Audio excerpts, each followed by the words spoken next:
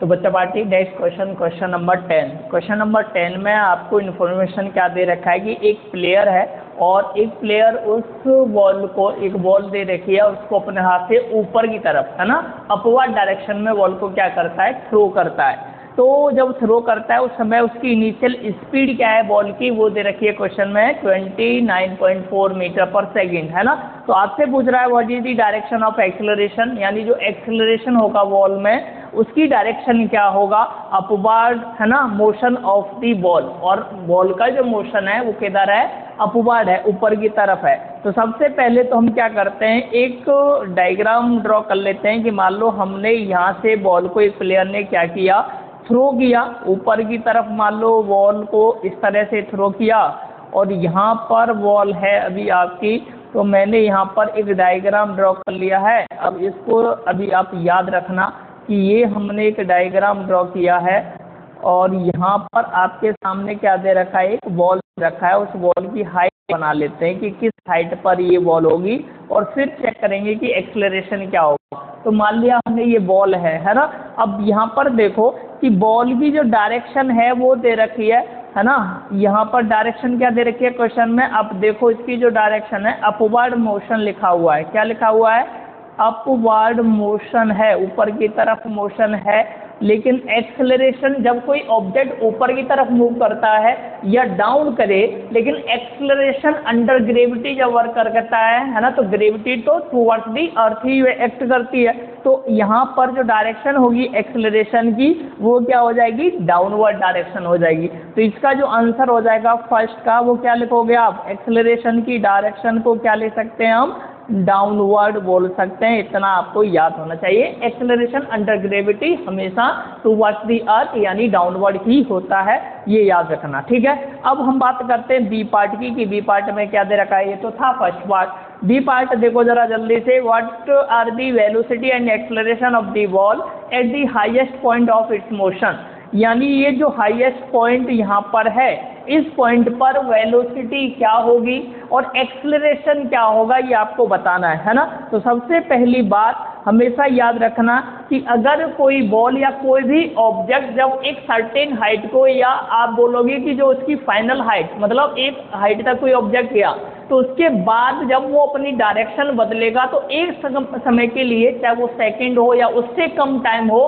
कुछ टाइम के लिए उसकी वेलोसिटी क्या हो जाती है, जीरो। क्योंकि कुछ देर में, जैसे मान लो कोई ऑब्जेक्ट ऊपर जा रहा है, तो जब आप, इसकी डायरेक्शन अपवर्ड है, अब इसको डायरेक्शन बदलनी है, तो डायरेक्शन ये तो है नहीं कि अपवर्ड से सीधा माइनस में चली जाएगी, लेकिन थोड़ी देर के लिए इसकी वेलोसिटी क्या होगा, जीरो होगा। या तो वो टाइम हो सकता है 0 सेकेंड से थोड़ा आसपास रहेगा, है ना, 0.001 सेकेंड भी पॉसिबल है, कुछ भी हो सकता है। तो उस टाइम के लिए आप बोलोगे कि इसकी जो वेलोसिटी होगी वो वेलोसिटी क्या हो जाएगी, जीरो हो जाएगी। तो मैं यहाँ पर लिख सकता हूँ बी पार्ट में कि आप बोलोगे कि भाई जो वेलोसिटी होगी इसकी हाईएस्ट पॉइंट पर, वो याद रखना क्या हो जाएगा, वेलोसिटी हो जाएगी 0 मीटर पर सेकेंड। कोई दिक्कत है, यानी अपर पॉइंट पर थोड़ी देर के लिए रुकेगा, फिर ये डाउनवर्ड डायरेक्शन में मूव करेगा, है ना, ऐसे करके जाता है फिर ऐसे। तो उस हाईएस्ट पॉइंट पर इसकी वेलोसिटी क्या होगी, जीरो होगा। अब आपसे पूछे कि एक्सेलरेशन क्या होगा उस समय पर, अगर आपसे एक्सेलरेशन फाइंड कराना है तो एक्सेलरेशन तो अंडर ग्रेविटी है, और अगर हम बोल रहे हैं कि ऑब्जेक्ट अगर उस पॉइंट पर है, तो उस पॉइंट पर तो आप देखोगे ग्रेविटी डाउनवर्ड डायरेक्शन में, और ऑब्जेक्ट भी उधर ही आएगा, है ना, नीचे की तरफ आने वाला होगा।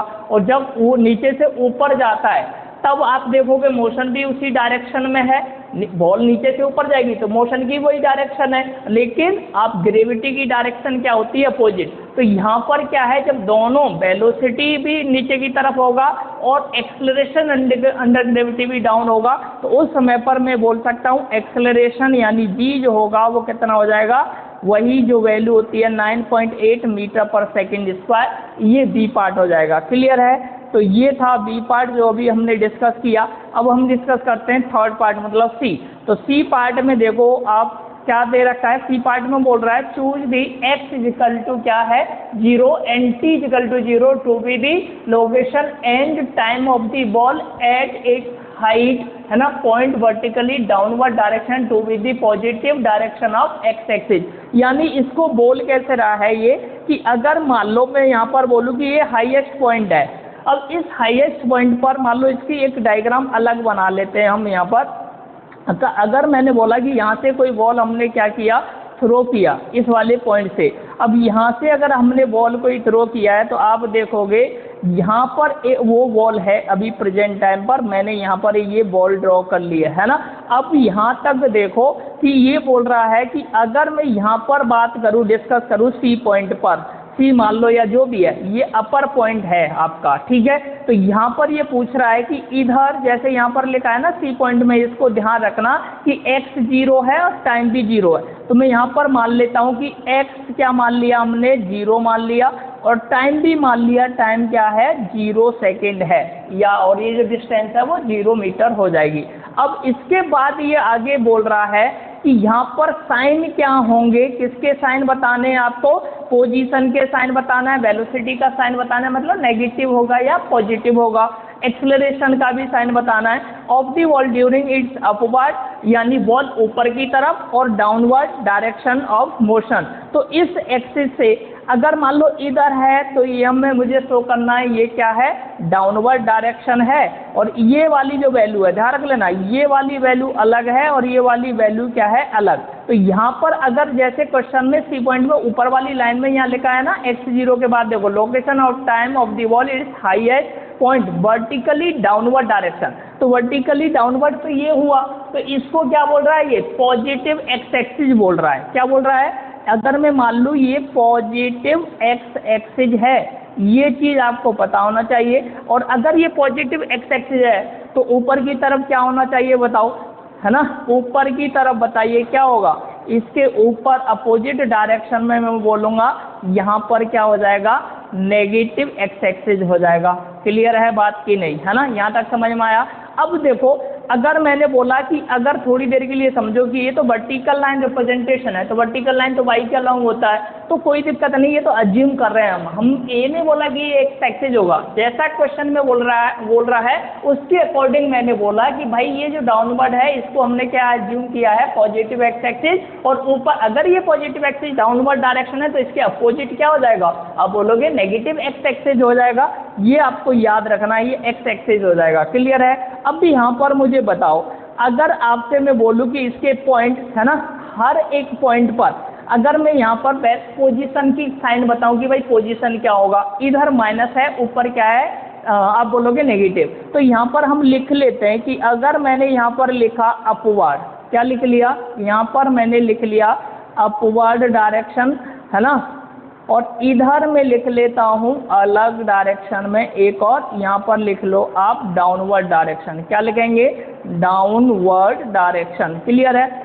अब देखो यहाँ पर हमारे सामने पोजीशन भी दे रखी है, उन पोजीशन को भी नोट डाउन कर लेते हैं, पोजीशन क्या क्या है और वेलोसिटी क्या होगा वो हम अभी डिस्कस कर रहे हैं। यहाँ पर मान लो आपने लिख लिया, इसको और आगे की तरफ ड्रॉ कर लो आप, है ना।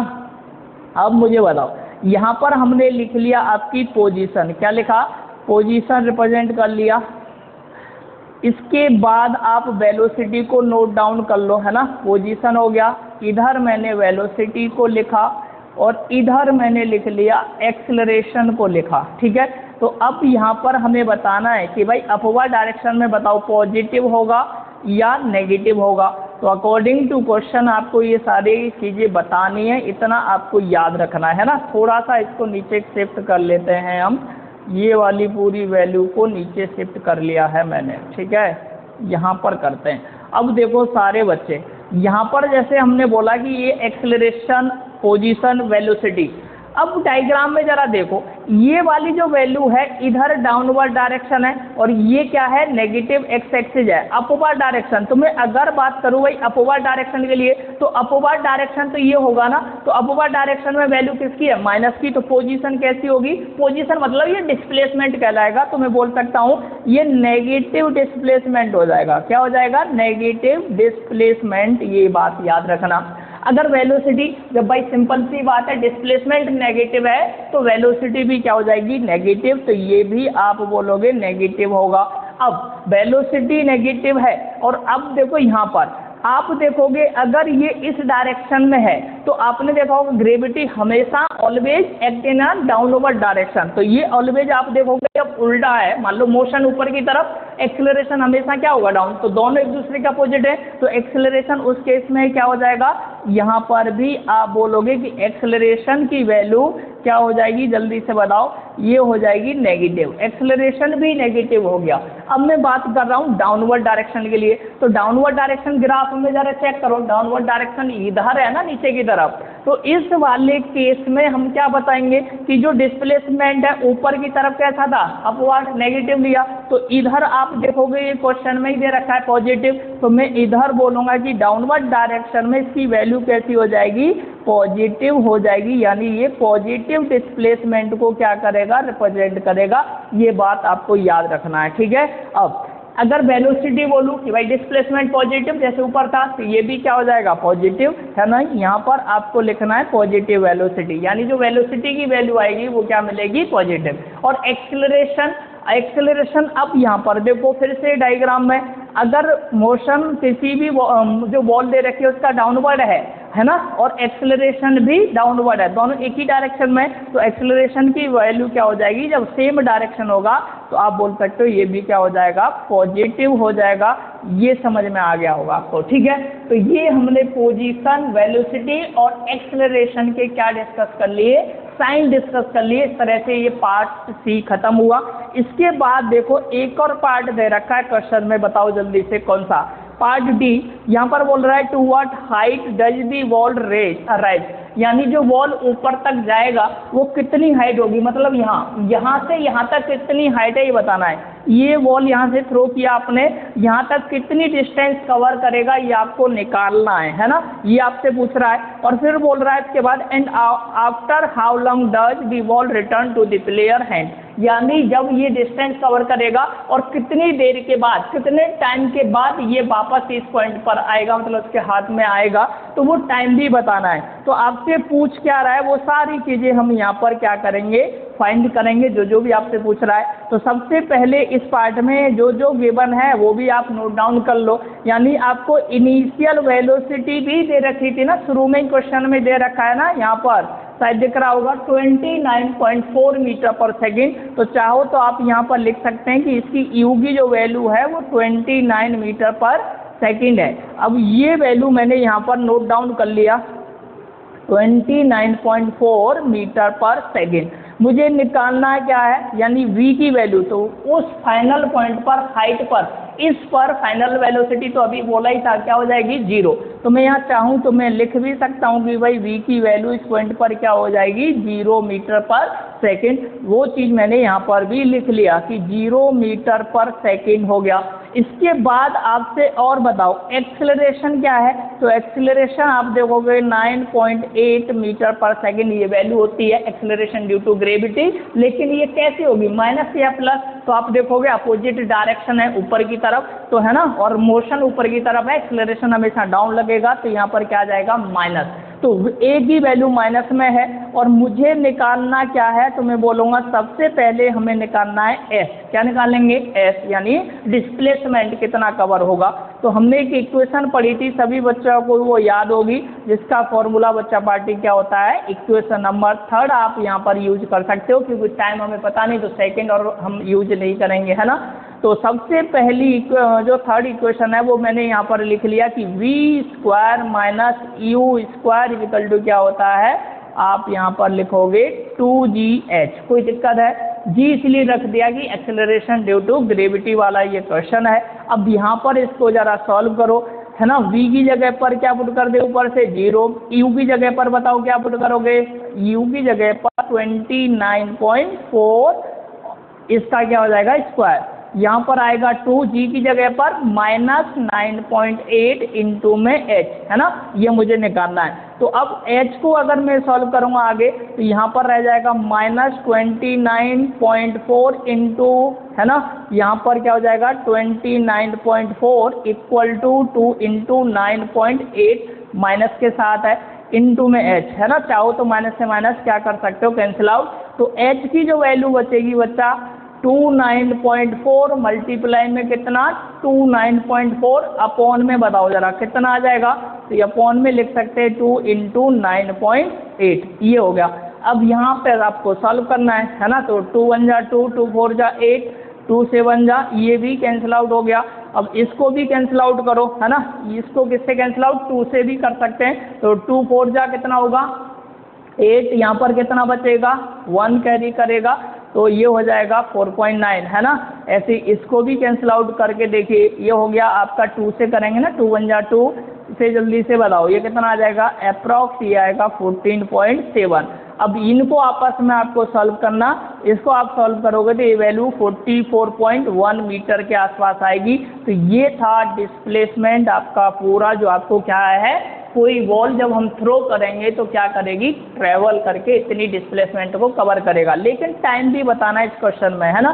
तो टाइम के लिए क्या करेंगे देखो टाइम बताने के लिए अभी हमने क्या है अभी डिस्प्लेसमेंट निकाला है। तो मेरे पास अभी 2 इक्वेशन और हैं, ये थर्ड इक्वेशन यूज किया है तो सेकंड और फर्स्ट। तो हमें तो लगता है कि फर्स्ट वाली इक्वेशन आसान है तो इसी को हम यूज कर लेते हैं। यानी एक और इक्वेशन आप यूज कर लो, उस इक्वेशन को यहाँ पर लिख लेते हैं। सभी बच्चों को याद होगी इक्वेशन नंबर 1 यानी v = बच्चा बाटी क्या होता है u + at। अब यहाँ पर अगर मैं इसको सॉल्व करूँ आगे तो v की जगह पर मुझे पता है क्या पुट कर सकते हैं हम 0 पुट कर दो। u की जगह पर वैल्यू 29.4 हो जाएगी। a की वैल्यू हमें पता है कितनी होती है ना -9.8 होता है। और यहाँ पर इनटू में क्या है t है। ये वैल्यू आप याद रखना यहाँ पर जो हमें सॉल्व करनी है।